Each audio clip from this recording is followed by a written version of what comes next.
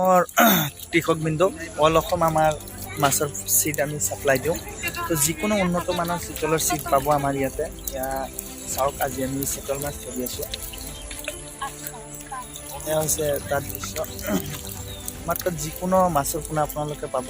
All Assam আমি seat supply দিওঁ আৰু আপোনালোকে সুলভ মূল্যত পোনপটীয়াকৈ যোগাযোগ কৰিব পাৰে আমাৰ মাছৰ পোনাৰ বাবে।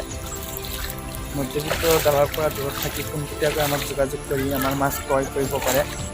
গোটেই অসমত আমি মাছ ডেলিভাৰী দিওঁ, আনকি অল অভাৰ ইণ্ডিয়াত আমি মাছ ডেলিভাৰী দিয়াৰ ব্যৱস্থা ৰাখিছোঁ। তো গেছ পেকিং হ'ব, চুপাৰত পঠাওঁ, কোনো মানুহ আহিব নালাগে।